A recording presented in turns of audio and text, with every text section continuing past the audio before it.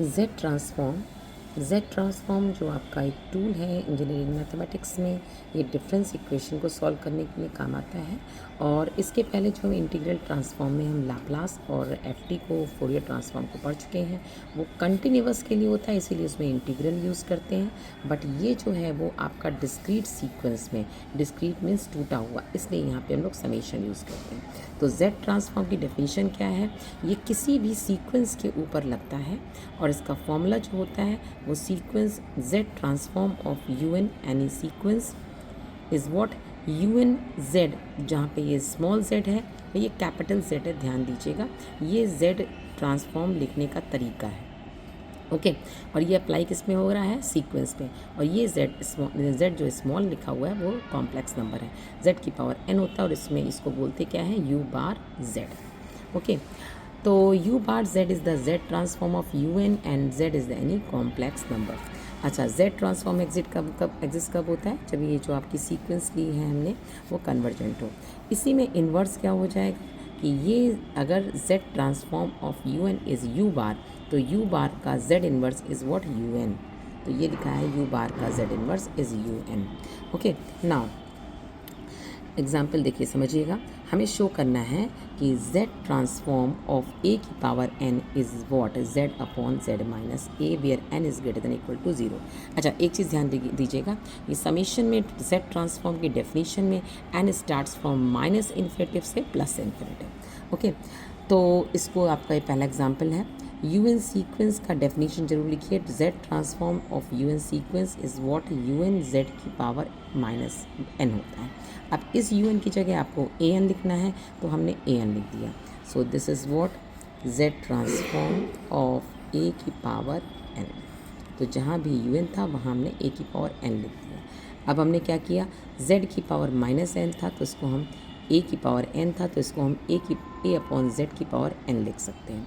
तो n यहाँ पे क्योंकि दिया हुआ है n greater than equal to 0, तो माइनस इन्फिनेटिव की जगह अब n स्टार्ट कहाँ से होगा? 0 टू इन्फिनेटिव।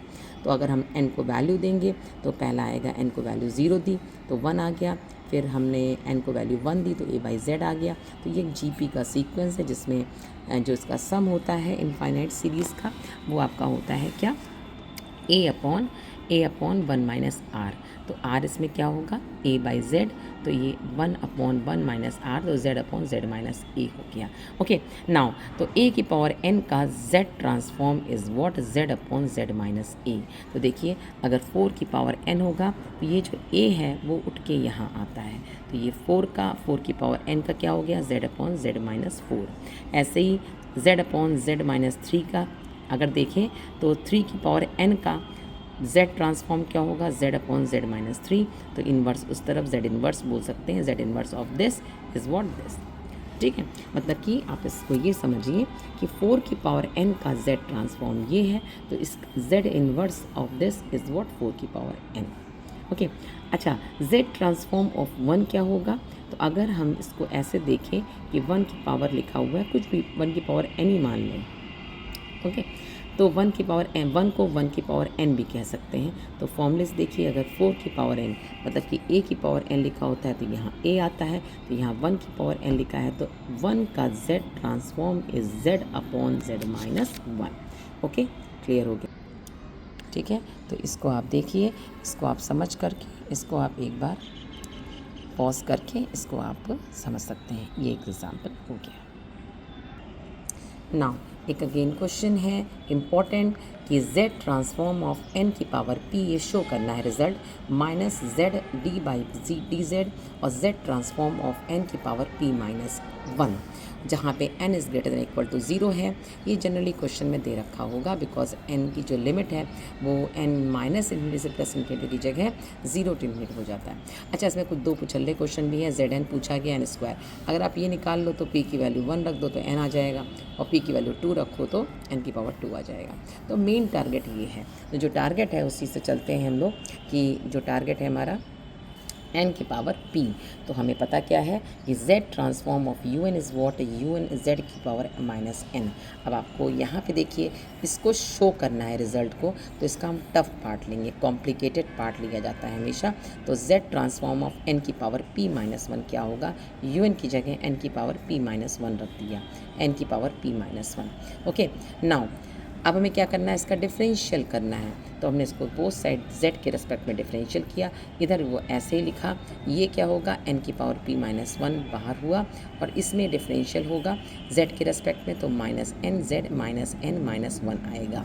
इसको सॉल्व किया, माइनस टाइम बाहर आ गया, n की पावर p z की पावर माइनस n है, और हमने z को नीचे उतार दिया।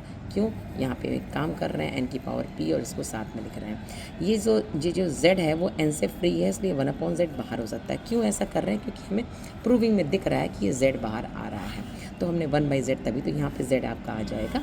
तो 1/z हमको 1/z को हमने बाहर कर दिया, और n की पावर p z की पावर माइनस n। अब यहाँ देखिए u n यहाँ लिखा होता है, तो यहाँ पे z ट्रांसफॉर्म ऑफ ये क्या है, n की पावर p, तो z ट्रांसफॉर्म ऑफ n की पावर। भाई डेफिनेशन क्या होती है, z transform of U N sequence का z ट्रांसफॉर्म क्या होता है, समेशन यू एन और z की power minus n, where n zero, अगर n इस आपका greater than equal to zero है तो ज़ीरो से स्टार्ट होगा। तो इस यू एन की जगह देखिए क्या लिखा है, n की पावर p लिखा है, तो हमने लिख दिया कि n की पावर p का z ट्रांसफॉर्म है, ठीक है। और इधर आपका ये था, अब इसको इस तरफ कर दीजिए, you will get the your result जो कि हमें प्रूव करना था।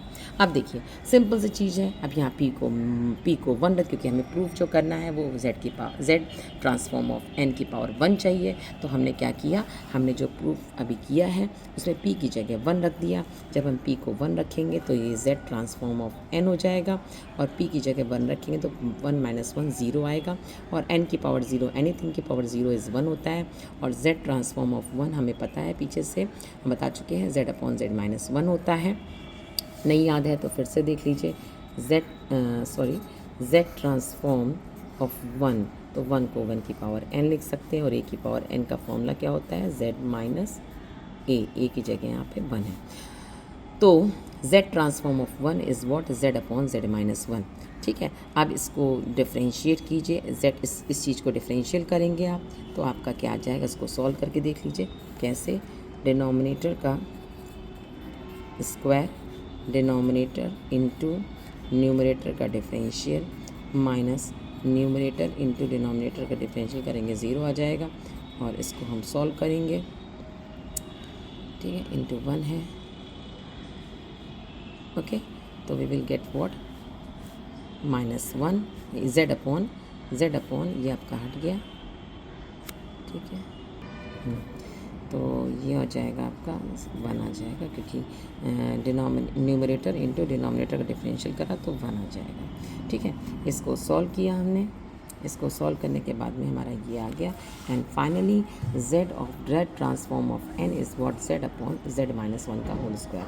नेक्स्ट अगर हमें n को यहाँ पे, नेक्स्ट अगर हमें चाहिए क्या, नेक्स्ट चाहिए था हमें n की पावर 2 का z ट्रांसफॉर्म चाहिए, तो हम p की जगह हम p को 1 की जगह हम 2 रख दें।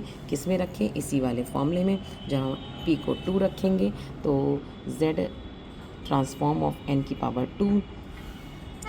पावर 2 और माइनस z, और p की जगह 2 रखेंगे तो 2 माइनस 1 हो जाएगा।